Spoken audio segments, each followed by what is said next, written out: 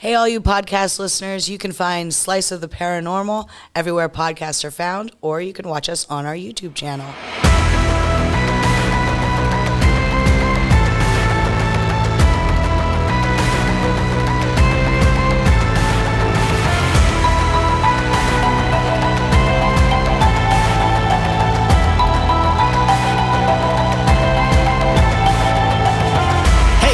Hello there, and welcome to another episode of Slice of the Paranormal.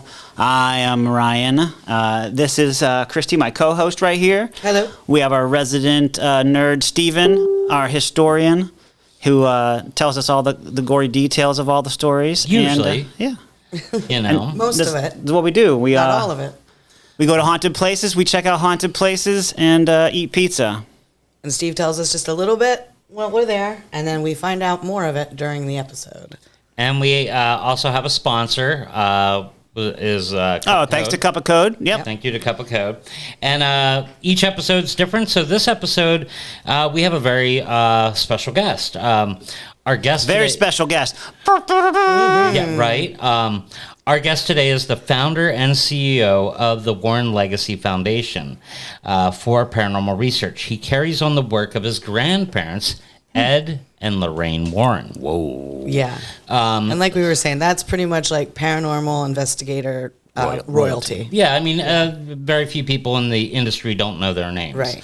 So he has worked on investigations since 1980, starting at the age of 16. Wow. Yeah. So it's with great honor that I introduce Chris McKinnell to the Slice of the Paranormal. Yeah. Chris McKinnell, so nice to talk to you today. Thanks for being here. My pleasure. Thank you very much for having me on. So, Chris, it's my understanding that you're not just the founder and CEO of the Warren Legacy Foundation. It's my understanding that you also act as a exorcist, teacher, and counselor. Among many other hats, yes. So, for our viewers, can you kind of describe to us what is the purpose of the Warren Legacy Foundation, and what do people get from you at the Warren Legacy Foundation? What's kind of the services do you guys provide? In a nutshell, we help people who believe they're troubled by the paranormal. And we try to educate the public, as I'm doing here with you today. Oh, yeah. So that they can be more empowered and learn how to deal with the paranormal. Yes, things can be terrifying. Yes, things can be deadly. But 99.9% of the time, it is not nearly as bad as your fear would make you believe. Sure, yeah. Mm-hmm. I feel that. I would agree. I mean, my ghost hunting team, like, we would always expedite doing a ghost hunt if kids were involved. And one of the things we always try to tell people is if you're talking to an entity, you're kind of like just talking to another person. Sometimes just setting your boundaries is really all very you need good to do. Yep. You know, Exactly. letting them know what you expect and what you would accept as Yes. acceptable. If you don't, they will do whatever they want, just like any normal living person would. If they don't know what your guidelines are for them, they're just going to do whatever they want. They'll knock on your door in the middle of the night. They'll interrupt you when you're eating dinner. You have to say, no, I don't want to be bothered. Do not come to me. I am not interested. Yeah, I mean, It makes sense. yeah, it's something as simple as like It almost makes too much sense. if you put yourself in a ghost position and like you don't know just by making a sound, you might be scaring a small child. You're not doing it out of malice, Right. It's not your You know? intention. Right. So like if you as the homeowner say, hey, you're scaring my child, can you not go into the child's room? Sometimes that's all you have to do. Just ask. Most of the time, that's true. I mean, it's just like when you're on the street talking to people. If someone's in your personal space and you say back up, they're going to back up probably, unless they're a jackass. That's when you need to call us. It's true. You know? Who are you going to call? Now, when you started out, you were part of the New England Society for Psychic Research, NESPR? Was that? That's right. That's right. Started by my grandparents in 1952. Wow. And now so if I remember correctly, isn't it the oldest New England ghost hunting group for New I would imagine it is. That's pretty cool. Because they're still, out there together. Now, I did want to show you, Chris. I have my bracelet made by your mother that I wear all the time. I also like animals, so all the proceeds go to animal organizations. Perfect. So I'm all for that. Yeah. But I also put out a exorcism altar here in honor of them. Nice. So the reason we wanted the Little JC action in the Now, house. is it hard to become an exorcist? I mean, I imagine it'd be very difficult. How long is they schooling Yeah, for that? Yeah, what's that like? If you're asking me, Yes. I never expected to become an exorcist. Yeah. It was thrust upon me by an emergency, and I never expected it. I'd assisted on a few. People think from Hollywood, they think these things are common. The truth is, possession is incredibly rare. I've worked on over 10,000 cases in my life, and I've only had about 12 cases that involve possession. Oh, really? Now, that's Western cases. Oh, okay. There's a difference because I've lived all over the world, over 100 places. Wow. And there are certain religions that have voluntary possession. Okay. And that's a completely different idea, but the spirit is still taking over their body, but it's not harmful. It's a voluntary possession. Okay. They're And welcoming that's it. their belief. Okay. Would this be like tribal communities and? It's like speaking in tongues kind of stuff. No, not necessarily. Okay. There's Umbanda, Kimbanda, Candomblé, Voodoo. These are very popular in the United States and all throughout Brazil and many, many other countries around the world. Oh, wow. Yeah. I did not know that. Yeah, I mean, I'm sure down in New Orleans, it's probably more common for that sort of possession. Oh, I see. Yeah. Because the whole voodoo thing is rooted in a lot of other cultures, like Haitian cultures and whatnot. I got you. Well, they're all a part of the African diaspora. Exactly. Umbanda, Kimbanda, Candomblé, they're all Afro-Brazilian religions. And they've got a very strong spiritual history in Brazil. And whenever the rumors of Annabelle being on the loose or escaped from the museum get started, Brazil goes nuts. They cannot handle it. It takes me forever to calm them down. Interesting. Now, speaking of Annabelle, like I've gone to Gettysburg and I've seen, your grandparents' museum collection through Tony Sparrow doing that. I know you're very much against that because you feel like the Annabelle, I know Lorraine really didn't want it leaving the house, right? Is that? No, I mean, think about it. My grandfather has a world famous sign he painted, positively do not open. Right. It was the last thing he would have ever wanted. And my grandmother, at the end of her life, after zoning laws had changed and they were no longer allowed to do in-home presentations, which was the only way my grandmother was supporting herself. After that ended, Tony convinced her to allow a presentation about a mile away at a Italian restaurant near their house. Okay. And that was 2 or 3 times a year. I still didn't like it, but it gave Tony a taste of the possibilities, and he kept pushing and pushing. And now this thing is out on tour even without Tony around. And that really scares me because these people do not know what they're doing. They've never had any experience with the paranormal. They don't have a clue how to protect the public. And even if for some reason that's not the real Annabelle, if they're using a substitute, which would be fraud, but if it's not the real one, it doesn't really matter because there are enough psychologically vulnerable people who believe in that power. And that can be just as deadly. Yeah, there's a name for it. Is it called something like, I think, called an egregore, where you can like manifest egregore? You can manifest an entity from thought. Oh yes. Okay. Yes. There's like a very real. Yeah, there's a 1972 experiment where these guys like came up with a storyline for Philip, a ghost, and were ultimately able to communicate. What? To Philip.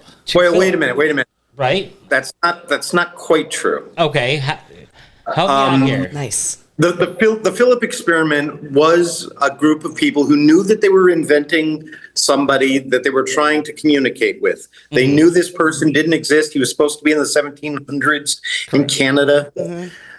And by the end of a year, they were getting table thumpings and rappings and things like that. That's the communication that they were getting. They were not actually getting anything intelligent. Correct. Yeah, they were, but they were getting responses from the entity that was generated by them.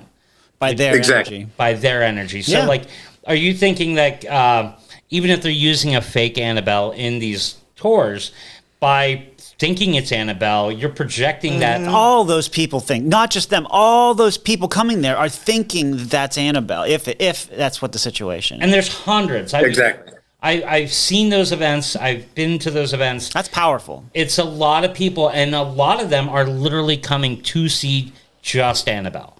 There might be 30 other items, but it's Annabelle that everyone wants to get their picture with. It's a main draw, yeah, for sure. Well, the thing that people don't really understand is Annabelle itself, that doll, is a tulpa. It started out as a tulpa, which is similar to an egregore. It's focused energy from one or two people who create a spirit. Okay, yeah. An egregore is done more in a crowdsourcing fashion. All right. And this took on a life of its own. It started acting like a little girl. It started playing with the two nurses that owned the doll. When they contacted a medium, and the medium said, it's a little ghost of a little girl named Annabelle Higgins who died in front of the house. It's just looking for somebody to love her. They started feeding it even more love, more energy, bought it jewelry, took it everywhere with them, and it started playing hide and seek. It started leaving them notes around the house. And that's when they started getting creeped out. When they did that, their fear turned that doll into something more scary. Oh, okay. So even in the beginning, even though it's all positive, they're still feeding the doll energy. And then fear is just another form of energy to the doll, or that they're feeding it. So like their fear kind of made it more scary. Exactly. This is the same explanation I have for demons. Okay. They are reactive. They're not active. People talk about these things as though they have the wisdom of the ages. I've been doing this a very, very, very long time, 44 years. Yeah. And I have never seen them show the wisdom of the ages. They might be able to understand a language that they shouldn't understand. They might have some general idea of what's going on far away from them, but that's all. If you were an entity that had that kind of power, if we accept the idea, this superstitious explanation for demons, if we accept that, why would you be wasting time on some poor family with a lot of psychological issues when you could go after a general with his finger on the button? Or like the president or someone that can affect millions. Exactly. Yeah. So this is why I call myself an exorcist who doesn't believe in demons. Do you have to be a Catholic to be an exorcist? Oh, good question. I don't believe in any religion. Okay. I believe in God. Yeah. But as the Hindu proverb says, there are many paths up the mountain. It's only the fool running around the bottom saying you're going the wrong way who never gets any closer to the top. I don't think God cares about your religion. Right. Yeah. God cares about your heart and whether or not you're practicing your faith with compassion and empathy for others. Yeah, I tend to agree with you on that. Close to God. Interesting. Yeah, I love your philosophy on religion, because I always said it's like the blind man feeling an elephant. You know, each religion is one blind man, the elephant's God, and they can only describe the part that they can feel. Right. But I use it all the time. It's like that's a great description. Yeah. You have a part of the divine, but you don't have it all, so don't feel so big about yourself. Right. You know? Exactly. So I found my faith when I accepted my ignorance. Oh, nice. Well, I know your grandparents were Catholic. Were you raised a Catholic as well?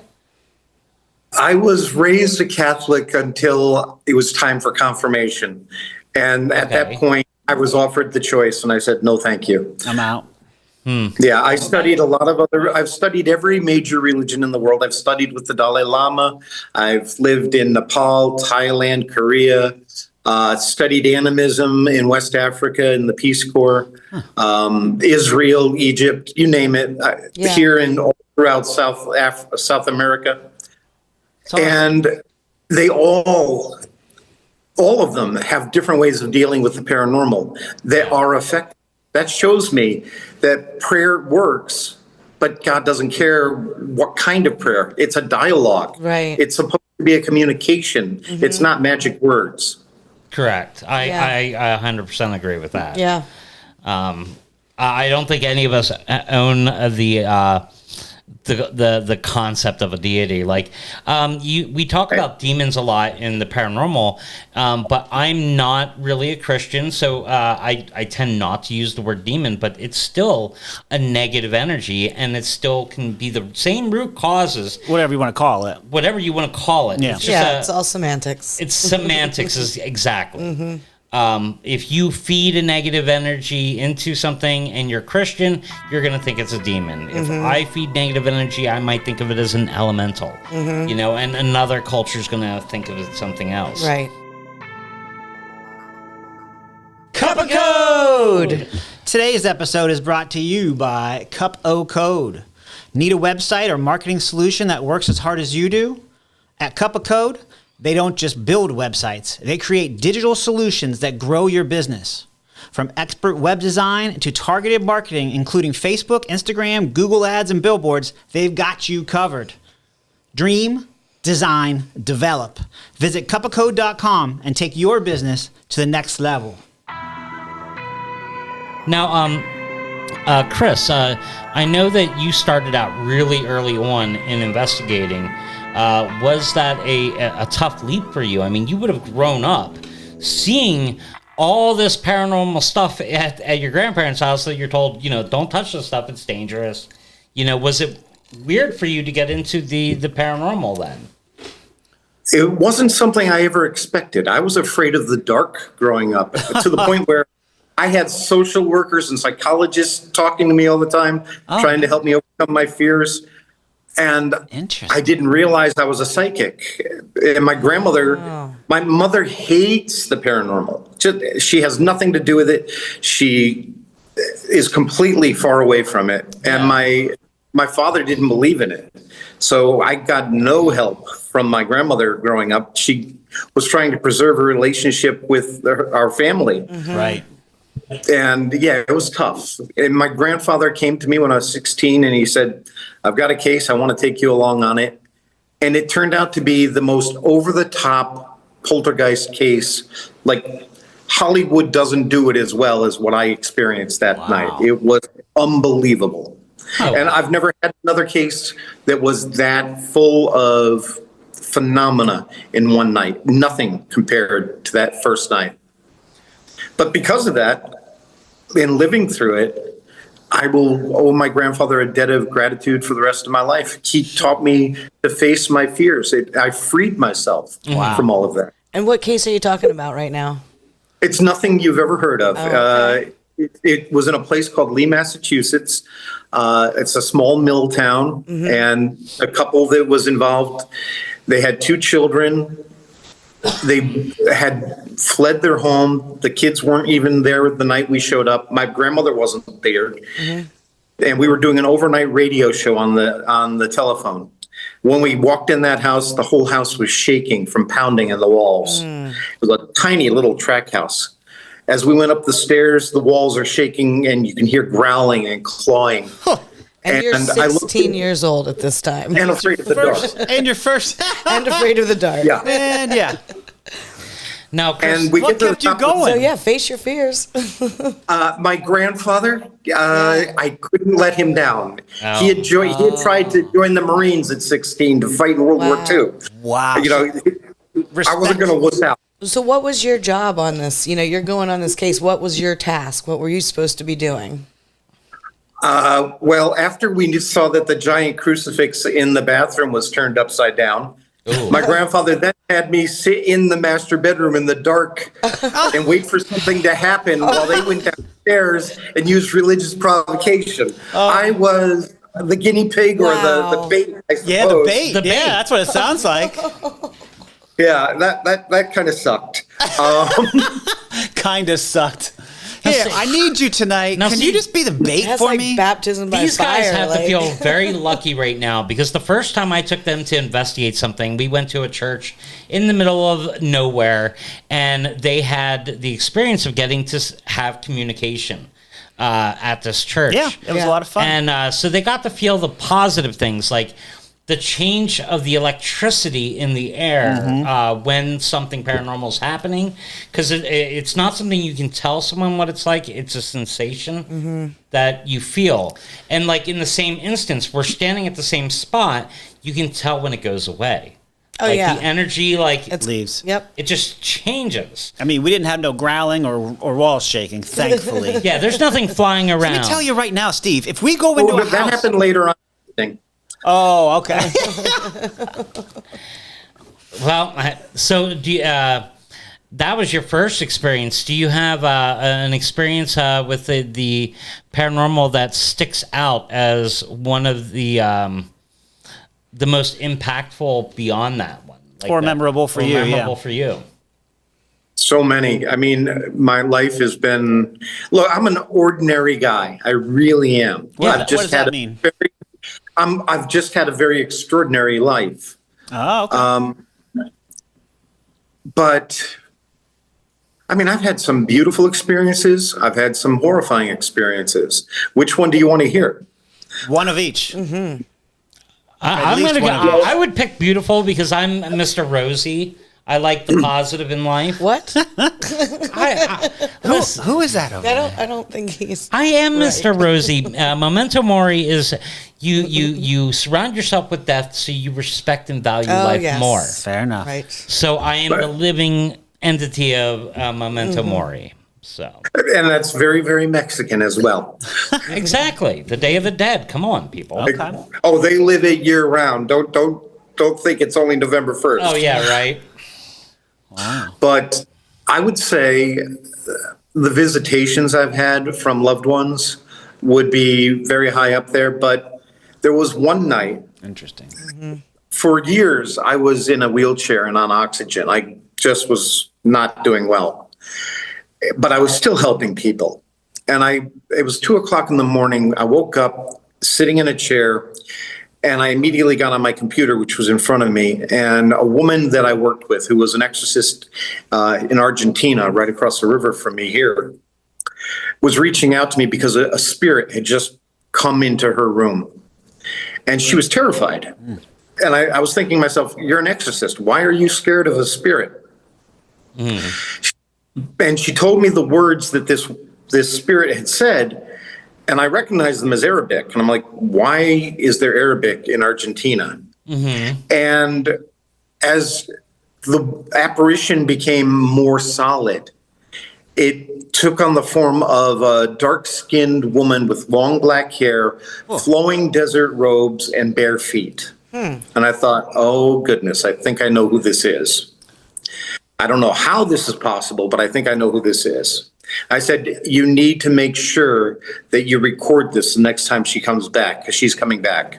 And the spirit looked at her and said, we know Chris. He can't help you. Oh, geez. Yeah. I'm like, oh, crap. And then she showed these apocalyptic images to my friend, my colleague. Wow. Of deluges and tsunamis and horrible environmental catastrophe, and warning us to change before we reach the point of no return, which is coming very soon. So the next day, I had a friend of mine translate the phrase that I was given, and the Arabic was, my servants, I have a plan. Oh wow. And that afternoon, my friend went back to her house, got out her old cassette recorder. I was thinking she was going to use her phone and use videotape. Sure. But she misunderstood me. And she pressed record for 24 seconds just to see if it would work in her empty house. And there were two voices chanting in Arabic. Oh, man. So I asked my friend in Lebanon to translate that for me. It was the Lord's Prayer in Arabic. Wow. Ooh. I got a little The chills right there. apparition. The apparition was an apparition or a manifestation, if you will, of Mother Mary. I was wondering if that's who you were talking about there. Yeah. Wow. And I don't know that I believe in Mother Mary, Right. but here, that could easily be an egregore. Sure. Oh, yeah, that makes sense. Yeah, I mean, people venerate her. Just Exactly. like with Jesus or whatnot. Yeah. Crazy. And there are plenty of manifestations over the years like that. Now, of course, it could actually be her, and I could be completely wrong, which is fine. I've had a lot of different ideas over the decades about what I'm dealing with. And that's something I want to point out to people who follow my grandparents' books and their old interviews. You're seeing a snapshot in time. You are not seeing where they ended up. The research continues. This is not a religion. This is research. Yeah. And we adapt with new information, with new evidence. Right. And I've gone far beyond where my grandparents were because they went far beyond where they started from. And I had great mentors. They had no one. Yeah. Yeah, they just had each other and kind of were winging it for a while, weren't they? Completely. Yeah. They didn't even believe in demons for the first years of their careers. Yeah, they started off as artists, correct? Like your grandfather would paint haunted houses. And and then my grandmother would take that painting on a dish to the front door to try to sell it to the family so she could get in there and see what was actually going on. Neat. That's amazing. Yeah. And I think if I remember correctly, Ed was the first out of the two of them. He was the first to more be into the paranormal than your grandmother Lorraine. Was she more of a latecomer with believing in the paranormal, or? No, she as a young child she had her abilities immediately. Okay. So she was seeing auras around people at school, and she quickly learned to be quiet about that. The nuns told her, we don't talk about that kind of thing. Yeah. But my grandfather was the one that was fascinated by the paranormal. He had had experiences in his own home, and that's where they got started. Okay. Gotcha. So we wanted you on here because well, for many reasons. For many reasons. Obviously, I wanted to talk to you for a long time. I mean, we've been friends on Facebook for years and years and years. And, I was overjoyed when you got healthier and were able to travel again. Yeah, I thought that was a great thing. Me too. I know that the Conjuring movies are a lot of like the younger generation. That is their first chance to know about your grandparents. So like someone like me or us, we would have heard about them from Amityville Horror. So that's where that was the first time we heard about Ed and Lorraine Warren. But now that we have the Conjuring movies, there's this whole... They're household names now. Yeah, it's a household name. There's this whole universe of movies.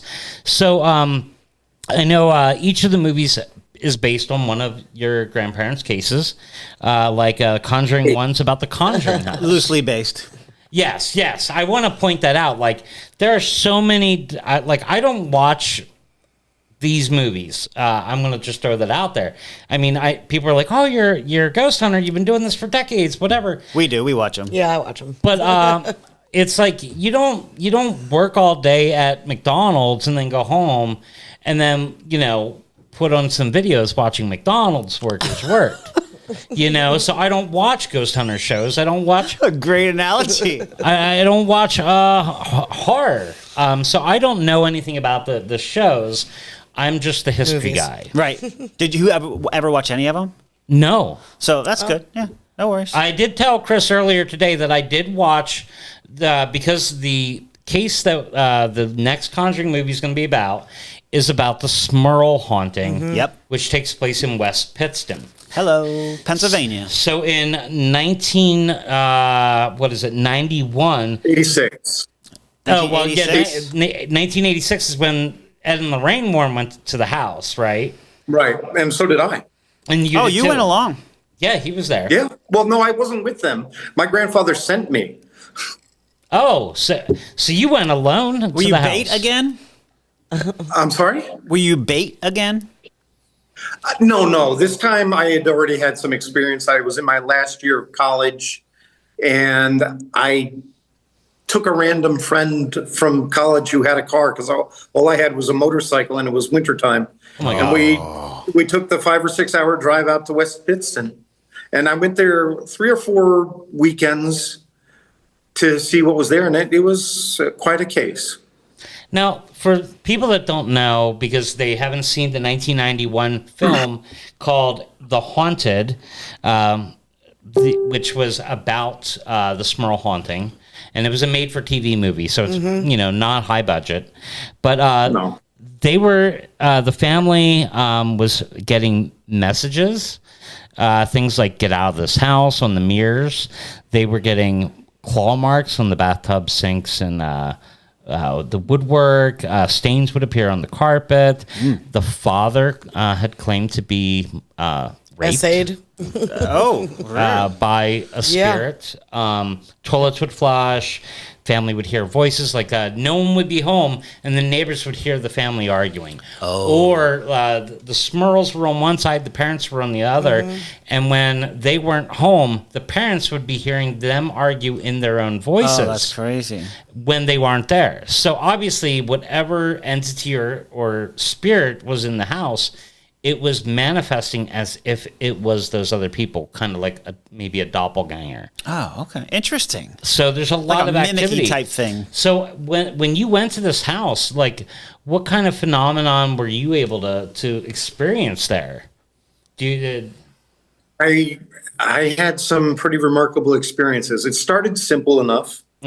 I was there with a young man named Doug, and we were using my cassette recorder. I don't use a lot of equipment. I'm very old school, like my grandfather.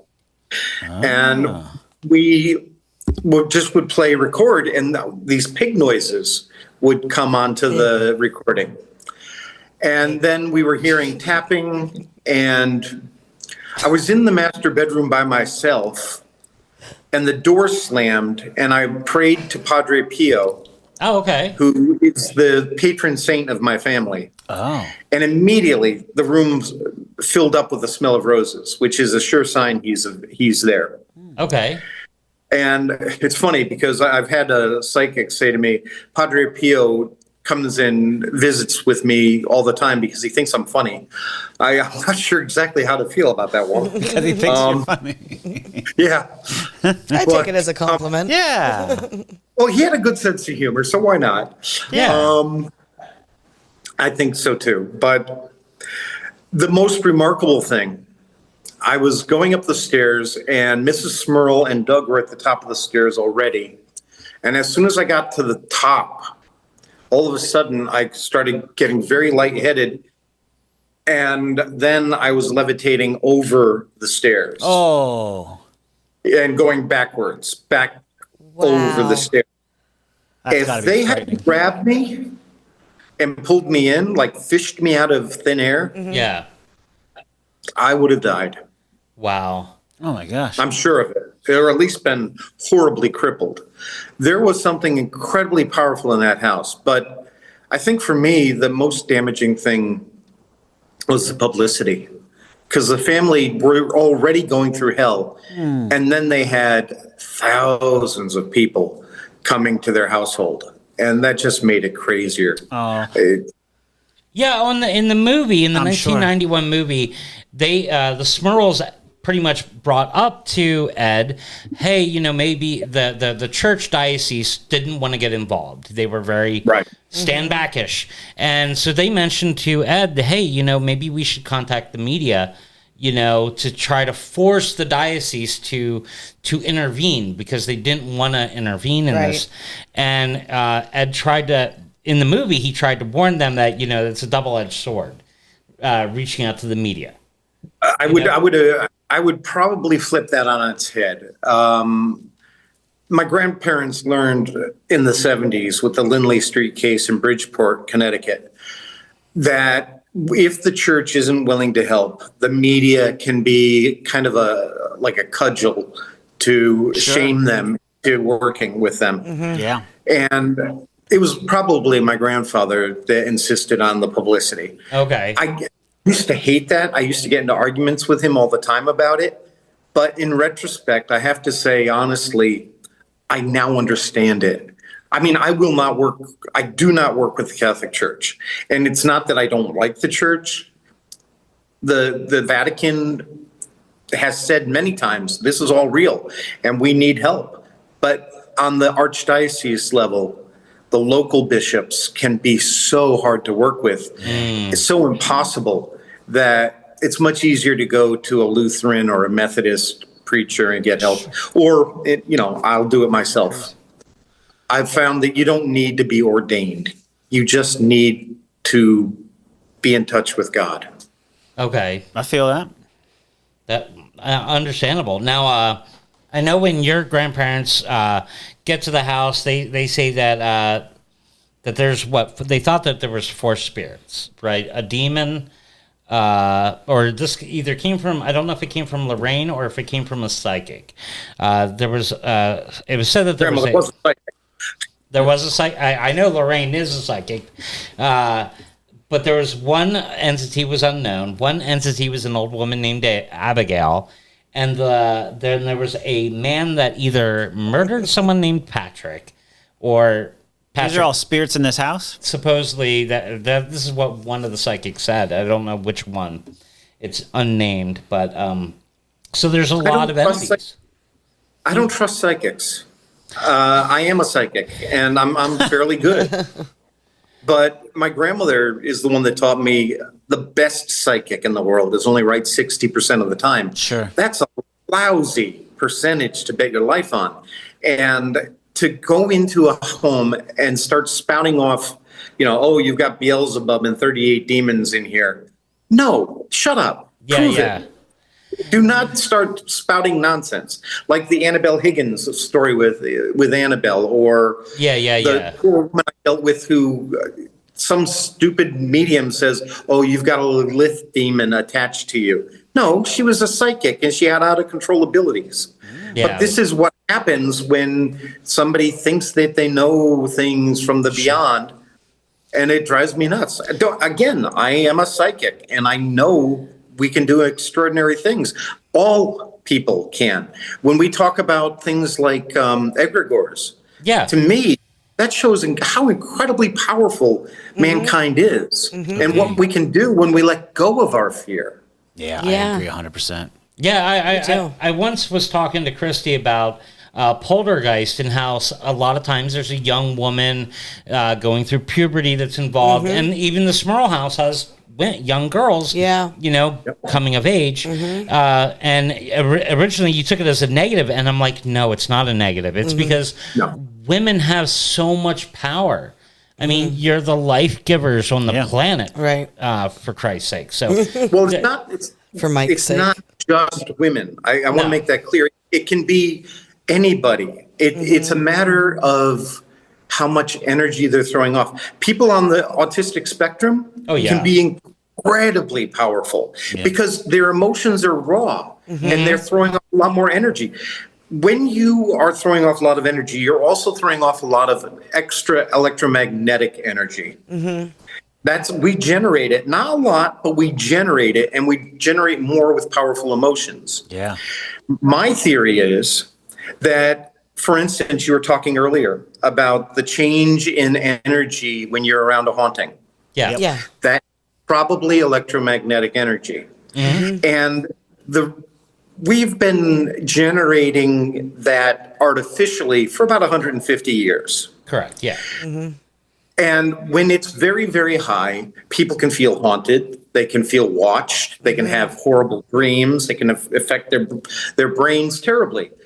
But my theory is the reason for that is psychics have the same kind of receptors that many animals do. Well, we all actually do. We do have these receptors that other animals have, but evolutionarily, we've left behind. Yeah, we're not as in need touch for with them.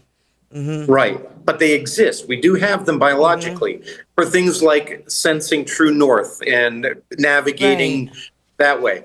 And I believe that electromagnetic sensitivity is heightened in psychics, and that through neuroplasticity, we rewire our brains so that we're able to accept that input. And however you train yourself, whether it's through pendulums or dowsing rods or automatic writing or just, listening, Right. whatever that is, you're programming your brain in a way that helps you to give that information outward. And that just, to me, shows how powerful we can be. And if we don't have control, then you might have your poltergeist phenomena. Yeah.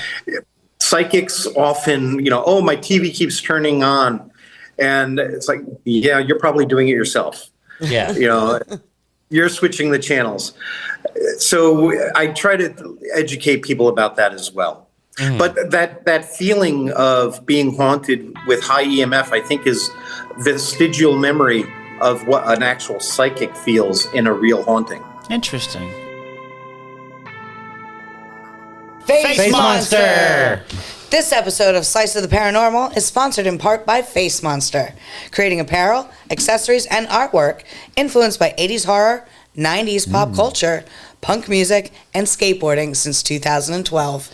Whether you have a craving for pizza or a disgust for politicians, Face Monster has unapologetic apparel that appeals to almost everyone. Physically located on the second floor of the Sunbury Station in Sunbury, Pennsylvania. Or you can find Face Monster on Instagram at Face Monster. That's Face Monster with a 0 instead of an O. But Face Monster wants you to know that even though there's a 0 in their name, you're still number 1 for following them. Yeah, because when I do when my team and I do ghost hunts, and when we do ghost hunts, one of the things you have to look for is if you're in a house and you have your EMF detector or your K2 meter, the first thing you want to do is get a baseline and find out if there was any wiring in the house that's wrong. Because Chris is saying, there could be a high EMF discharge from the power box, right? And it's just because of bad wiring, and it creates an area. It creates an area called a fear cage that can induce fear cage band name. Fear cage, yeah. It could induce the same feelings of being haunted, and it just being completely natural. That's and you can get rid of the haunting by having an electrician. Makes sense. Or moving your bed to the other side of the room. Correct. Yeah. So I mean, there's. I try to take all investigations and look for ways to debunk them. That's kind of like my thing. He is. He's a debunker. But You have to. Well, I think and I'm not one of those bad debunkers. I think that you can go on either end of the spectrum. I'm a good debunker. Well, I mean, medium debunker. There's the people that go into a haunting and say every place is haunted, and if you believe every place is haunted, you're gonna find a ghost everywhere you go. Right, you're gonna find that ghost. There are debunkers that will not believe in a ghost no matter what evidence they're given. I'm not that guy. I'm open to what I'm being seen or shown, and I'm not grounded in either camp. Well, you're grounded in fact, is what you. I'm say. grounded in facts. Yeah. So, healthy skepticism is a good tool. Yeah, I see people taking it, that they're so skeptic that they'll never be a good investigator, or they're so gung-ho about ghosts that they'll never be a good investigator. Be a good investigator. You kind of need to be somewhere in that middle and open to being wrong. Yeah, for sure. Well, I think that's good. Because it's real, but that doesn't mean it's real in every household. Most of the time, people are just unaware of what's actually happening in their home. And if you're going to be an ethical researcher, by the way, forgive me for saying this, I really don't like the term ghost hunter. Oh, yeah, do I. You're good. Because we don't hunt people. We help them. And I help the living or the dead equally. But my grandfather and grandmother loved the term ghost hunter. They used it.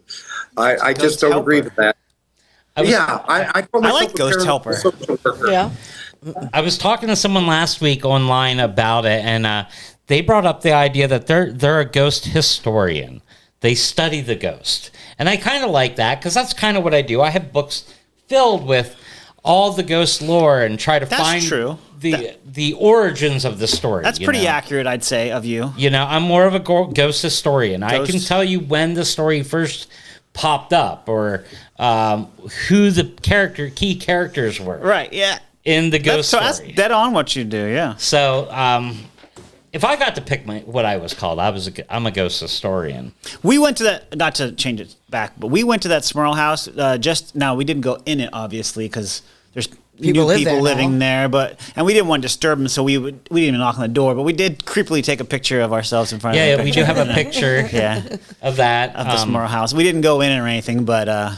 Yeah, I always try to say if it's a private residence, I always try to respect that privacy of the person that lives there. I think in general we try to be respectful of all these places as much as we can. Now, if it's a public place, you're on your own. Yeah, screw them. Whatever. Fort Mifflin in Philadelphia, I've done that. Whatever. I'll talk about them all day long because they talk about themselves all day long. There you go. So, and we did see the house. I mean, it's not unassuming. You wouldn't know that this stuff all happened there. I wonder if the current owners even know that. I mean, I guess they probably have to be disclosed to them, right? Well, since there was, I think it's in New York, Nyack, New York. There was the case where the family didn't tell the potential buyer that the house was reported to be haunted, and it went to trial, and they had to give the money back for the house, and the buyer got out of purchasing the home in Nyack because they weren't disclosed that it was supposedly haunted. Oh man. So they didn't legally declare it haunted. It was just legally declared to have the reputation of being haunted. Okay. Oh, wow. Interesting. And it makes sense because it would affect the property value of a home. For sure. Well, yeah, but back then it would have been a negative. Nowadays, now it would be positive. You'd have ghost hunters climbing to try to get it and turn it into the next premier location. Because, not wrong. In the Conjuring series, the first movies about the Conjuring house, and right now that's embroiled in controversy. Oh my gosh, that is just a hot mess right now. It was just, my grandparents must be rolling over in their graves over that, because if you're going to solve a case, then inviting people to come in and reopen those doors again is insane. That TV show that was supposedly based on a theory of my grandparents, 28 days later, that's bullcrap. My grandparents would never have agreed to something like that. Yeah.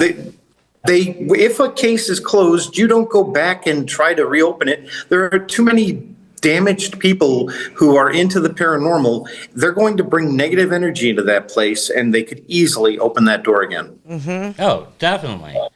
You're feeding, once again, that environment with that energy. That's why I've always said that, like, a place like Gettysburg is never going to not have energy, because you have literally millions of people go every year and mourn that. Just feeds it. It just feeds into that. Perpetuates it, yeah. So, like, those ghosts have a, whether they're real ghosts or whether they're being created by the people going there, by feeding in that energy. Actually, I've got a theory on that. It's called temporal overlap theory. Okay. And it, again, is using electromagnetic energy. But the idea is, imagine a place where your emotional output is so strong and you've got hundreds or thousands of people on the edge of death. They're terrified for their lives. They're distorting time and space with that energy. And they're creating a consciousness tether through time, because all time is now. And our continually going back and remembering it, like at the Tower of London or at Gettysburg, we're constantly renewing that tether. And so people are experiencing those things in real time. They're hearing the gunshots and they're the cannons and the people charging because they're actually experiencing it right then and there. There's that old theory called the stone tape theory. Yes. Did you know, though, that was created for a BBC docudrama and it has no basis in any science at all? Oh, I'd believe it, that it was just generated off an idea. It was a TV docudrama called The Stone Tape Theory in 1972 for BBC. And it isn't based on anything remotely accurate. But I believe the reason we don't have like cavemen hauntings or ancient battlefields that we no longer remember is because we're not consciously aware of the events then. And therefore, we're not renewing that tether through time. Interesting. Okay. I've always wondered why we don't see caveman ghosts. Yeah, we've talked about that several That's a great times. theory. And there's some people that say that maybe that the ghosts kind of evaporate over time, but I agree. I think part of it is, are they being remembered? Are they being infused? Because I've done investigations down in Gettysburg. I've heard cannon fire. But then again, I also bring up to other investigators, I know the battle so well. How can I not experience things there? Because I can stand in a certain spot and look at a certain rock and tell you who stood behind that rock and who shot which commander. Yeah, you're a little crazy. I'm a little crazy like that. Yep. But there's something about knowing any part you You're so familiar with it. No matter where it's at. You're a part of that now. You are now part of that history. You are somehow like tuned in to that same kind of wavelength. Exactly. There are certain people, psychics, who are more in touch with the electromagnetic spectrum, and they are able to touch that time. Mm-hmm. It's awesome. Or connect with it, yeah. Yeah, I mean, I can do that at certain places, but then you take me to the Tower of London where I don't know anything. I'm not going to have that instantaneous connection. Well, that's more, to me, that would be more an example of extreme empathy. Okay. You're empathic and able to pick up, because of your knowledge of Gettysburg, you can feel what they felt. You're able to put yourself there. Mm-hmm. And that is a form of psychic ability as well. Yeah. I can see that, yeah. That makes sense. So for me, I just go on more intuition. I tell people I'm a psychic brick. I'm pretty much you have to club me with a clue by four to get me to get something. Clue by four. That's like a pun, and you didn't even I like try. that, a clue by four. So, so I did find out one thing when I was kind of researching for this episode. We had gone to the Smurl house to see that. We went out for pizza, and we also went to Scranton. And earlier in this episode, you were talking about how there were thousands of people coming to the Smurl house when they went to the media. Yeah. Well, one of those people that came to the Smurl house, I found out, was Jason Miller. Do you guys know who that is? Nope. That is the guy that was the... Is he an actor? He's the actor that was in Exorcist. That was The Power of Christ Compels You with Linda Blair. Yeah. He lived in Scranton. He actually came to the Smurl house because he, when all that's going on, he wanted to check it out just like everybody else. Wow. So I thought it was interesting that the local actor, Jason Miller, who, if you go to Scranton at the City Hall, they now have a bust of him that was made by his friend because he was so connected to Scranton. He grew up there. He went to college there. You're not talking about Father Damien, right? Yes. Yeah. I thought that was a different actor altogether. No, it was Jason Miller. I think. I'd have to or else the older We've been wrong priest. before, but yeah. It's the younger. No, that was Max von Sydow. So it is the younger one. It's the younger of the two. Yeah. Yeah, because... Okay, and I thought that was a famous actor I remembered from something else, but my memory isn't that good. Yeah. You know what? Here's something interesting about the movie The Exorcist. Mm-hmm. When I was 14, I was on a lecture tour with my grandparents, Smacks. And an old priest came up to us after the lecture. He was one of the 3 exorcists who actually worked on the case that inspired the movie, The Exorcist. Wow. No way. He was an incredibly humble, sweet man. I was very impressed by that. It taught me to leave your ego at the door when you're dealing with the paranormal. Oh, yeah. I'd imagine that's a very important thing to do. So here's the name of the character he played. Jason Miller. He died in 2001, and he played Father Damien Karras. Yeah. Is the Karras. Karras. Is Yep. that it? Karras. Yeah, Karras. In the 1973 original Exorcist, and then I think he reprises his role, I think, in The Exorcist 3. I think so. I think he does come back for the third he one. wasn't in the second Oh, that's one. right, yeah. Yeah, the So- second Yeah, one he was in very the good. asylum, wasn't he? In the third one? I Yeah. believe so, yep. And the lure with the bust, if you ever come back to Scranton, is that if you put your ear to his statue, you can hear whispered, "The power of Christ." No. The power of Christ. So That's funny. maybe that's an egregore. People are like feeding into the Scranton native That's funny. there. I just thought it was interesting that he also went to the Smurl house. Like everyone, no matter who you were, was drawn to that. I mean, But like you were saying it before we started, it is a very small road, and for like that many people to be going and visiting there, I imagine that just caused all kinds of It's a small neighborhood in a Chaos. small town. It's a very like yeah. I couldn't there's imagine. neighbors that yeah. I couldn't imagine 20 reporters in front of the house. Right. Where would they go? It's not even. It's not like there's even a yard. It's just house, sidewalk, road. Yeah. You know, and then across the road is another sidewalk. The That's house probably a little bit like different than it was in the 80s, but still. I don't remember, unfortunately. I remember it was a duplex, and I can pretty well remember. I mean, I know it was a mirror image of one another. Right. It wasn't a large place, Yeah. but I don't remember too much about the yard or anything. I was Yeah. inside more than outside. Yeah. It was wintertime. There's like 6 to 8 feet in the yard in the front. Don't in feel wintertime? bad, Chris. I can't. That's I a good write memory. everything down because I don't remember anything either, and I have like 530 some cases I have. Sites, yeah. Sites that I've checked out, and for me, I'm like nowhere near what he's at. I mean, they're Well, he's a dealing- world traveler. This guy. and they're in the thousands. I'm only in the hundreds, so I'm still kind of green behind the ears over here. Well, you keep in mind, some of my cases are very easy. Even if I'm dealing with something like a haunted puppet, I tell them how to get rid of it and how to do a ritual cleansing and take care of themselves. Case over. You know, we're done. It isn't as though I need to go out and spend time with them. And if I can give you the tools right away in the moment, I'm going to. I'm not going to try and stretch out your terror. Well, that makes sense.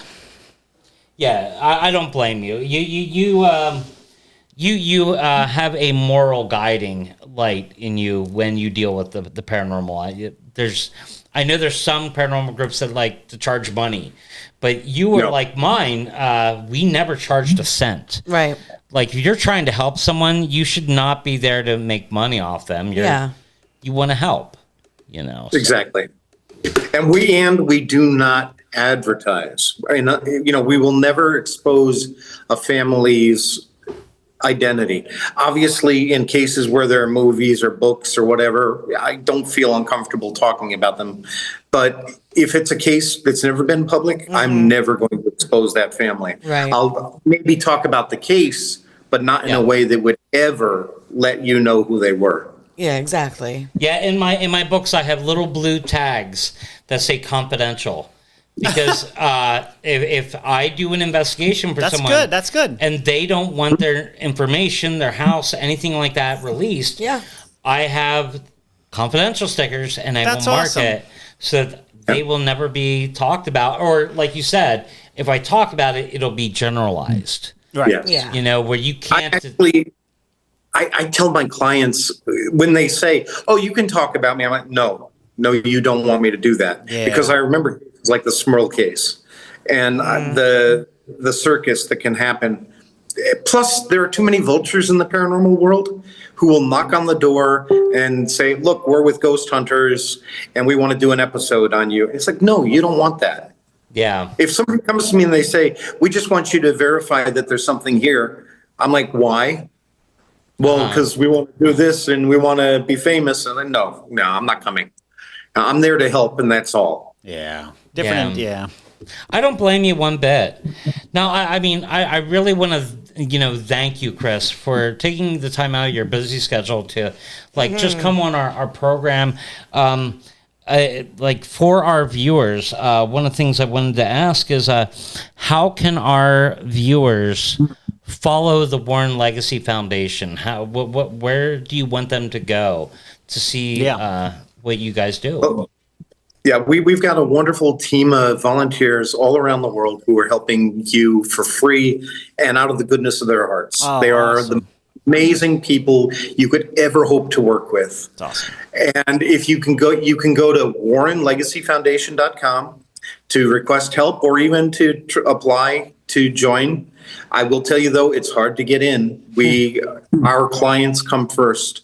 We want people with extensive experience who are well-grounded. Yeah. That's important to us. Quality. You can find me on Facebook. You can find me on Instagram and TikTok. But, and as of yesterday, I've started doing monthly presentations via Zoom.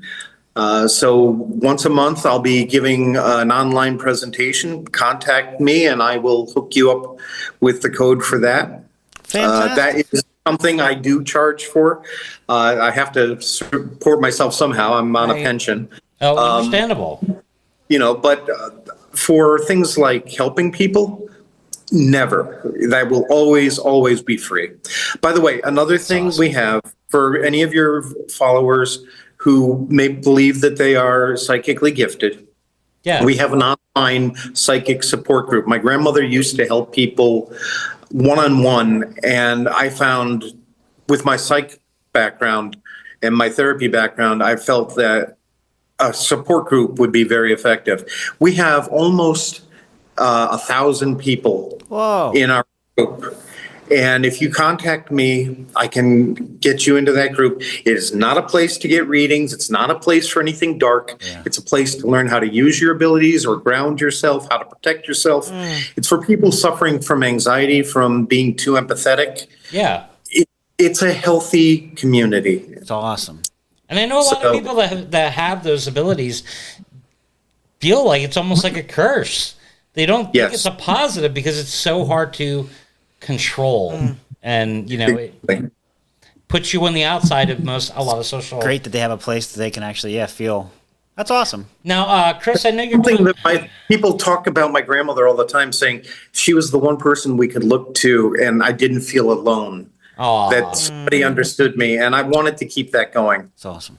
That's a great attribute, I think, for her. Great legacy. I know my grandmother was a very warm, caring person. She believed in feeding people.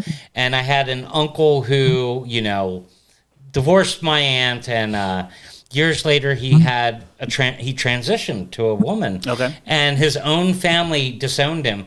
And I found out up until the point he was ready to die, he would call my grandmother and call her mom for the rest of his life. Yeah. And I love the fact that she would do that for someone. She didn't understand him. She didn't understand his life. But the fact that she would be there. Yeah. I love grandmas for that. Grandmas are the best. That is the best. They are. Now, Chris, I know your time is precious, and I don't mean to keep you too long, but we end our episodes by talking about pizza. So you can either stay on the line with us while we do the pizza review, or these guys have a question for you if you want to jump. Oh yeah, we always ask everybody. So either way, if you are you a pizza fan? Who's not a pizza fan? Okay, just fair enough. Just you never know. There's got to be someone. We might find someone. And if so, what's your go-to pizza toppings? Now, I'm living in a part of the world that does not have good pizza. I will tell you that. I would kill for a pepperoni, anchovy, and mushroom pizza. Ooh, wow. The that's a anchovy. first. Yeah, we don't get many anchovy people. No. Now, Hey, what's the style of pizza? Like, I know you're from, you were from what, Bridgeport, Connecticut? And I know, Yes. so like, Oh, New Haven pizza. like we've Connecticut tried pizza. New Haven pizza. Is that something you like? of course. I mean, I've only had it once in my life. Oh, wow. Yeah, but look, yes, I'm from Bridgeport, but I've lived in 106 places. Yeah. Okay, so what? Give me another interesting pizza that you've eaten since you've been so many places. Oh my God. In Brazil, Really? they have the most unusual pizzas, amazing. In Sao Paulo, I had some of the best tasting pizza of my life. And I don't like the pizza in Brazil normally. But then I went to this place, the Witches, it was in Portuguese, but it was like the Witches restaurant. Yeah. Okay. And they oh my God, they had such great pizza. But here's the weird thing.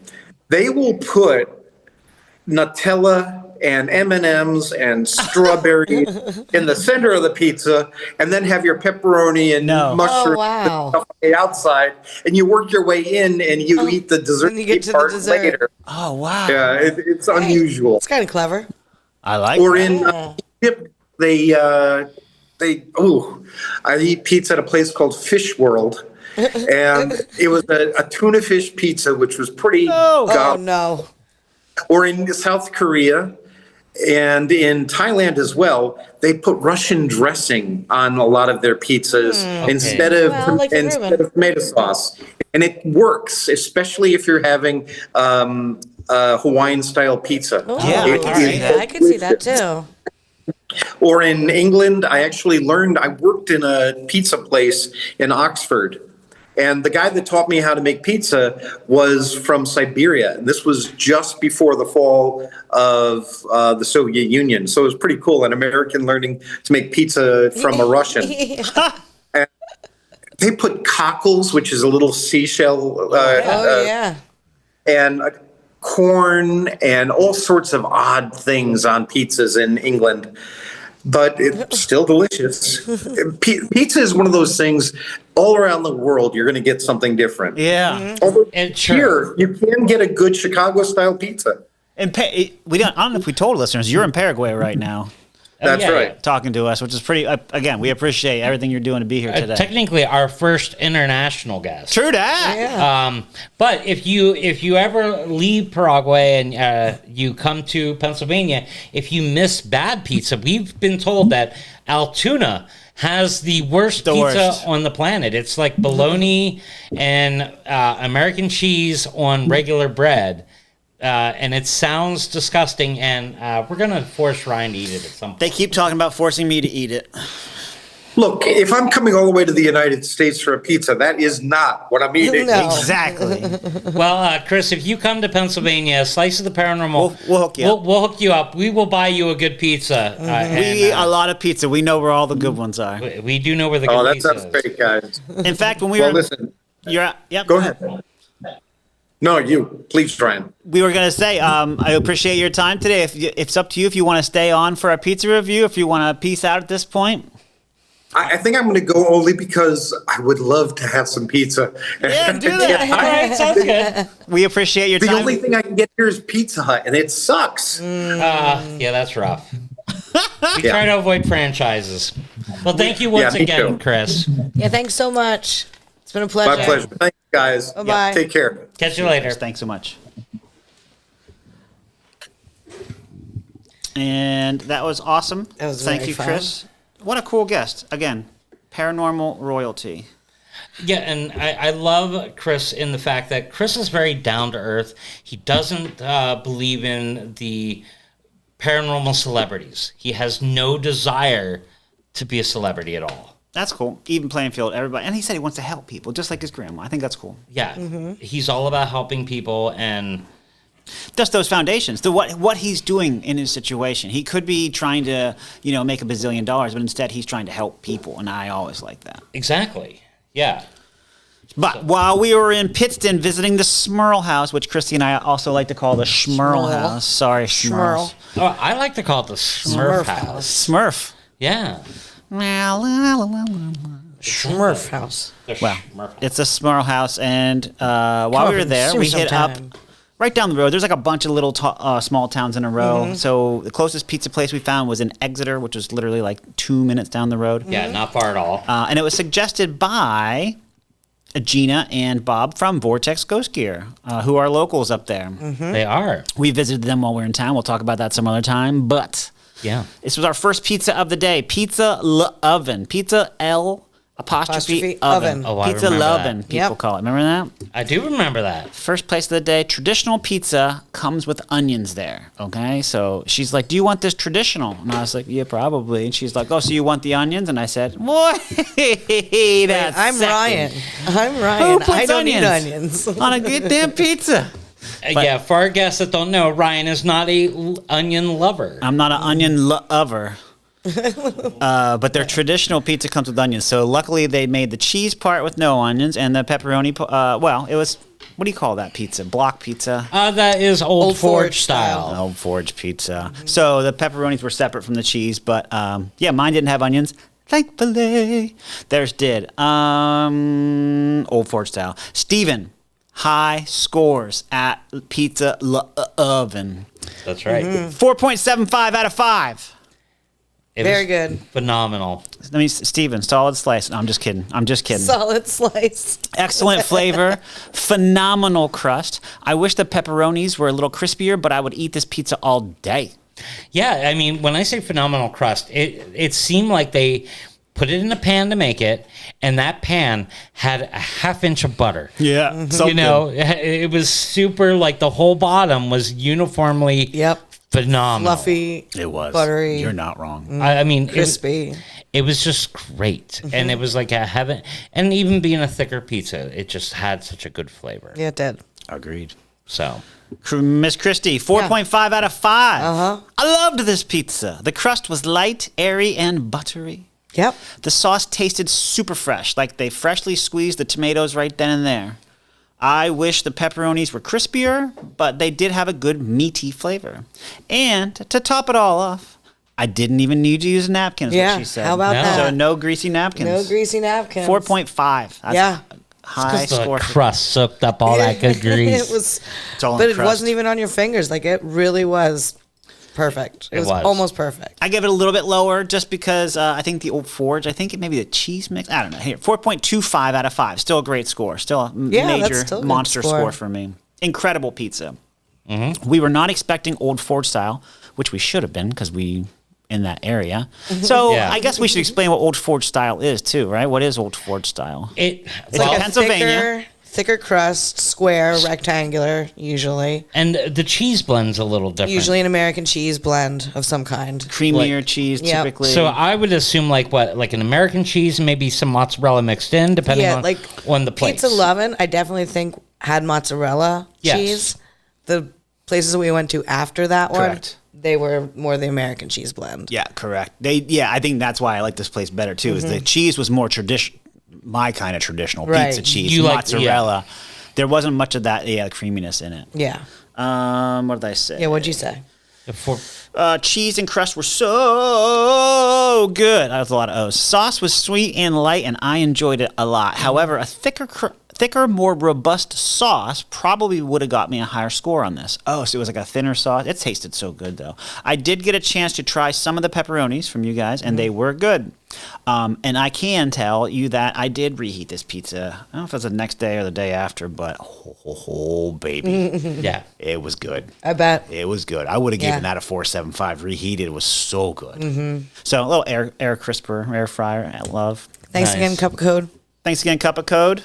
Yeah. Pizza Oven, great scores. Go get their pizza if you're in the Scranton-ish area. Pittston, Exeter. What is this? Exeter. Yeah, it's pizza that'll give you the O face. That's right. There's a good ad for you. But I think that's about it for our trip to Pittston area, Smurl House, and the Conjuring series with Yeah. Chris. And that is going to be an upcoming movie, correct? Like Yes, a in fact, Conjuring movie. the way we're timing this, when this episode releases in 2 days, this Friday, which is in the future. Oh, wow. Look at Okay. that. In 2 days from when you see this video, it will be The Conjuring 4 comes out, and you can go watch Last Rites and see for yourself how they've murdered the story of of the Smurl Haunting and turned it into something made for movie reality. You know, like look into the Smurl case, and you can then figure out where they made it. We should definitely have an outing to go watch that movie together. Yeah, we should. Hey, I watched that made-for-TV movie. Not all of it. I didn't get through all of it, but it really wasn't that bad. Like, the special effects were not that bad, and wow, that was some frisky ghost. Yeah, Frisky. definitely kind of crazy. I think that's about it. So That's about it. please like and subscribe. Follow us on our social media, whatever you do there. Yeah. It does make a difference, please. Yeah, any comments help. Yeah. And join us next time you crave a slice of the paranormal. This podcast was produced by Stone State Entertainment.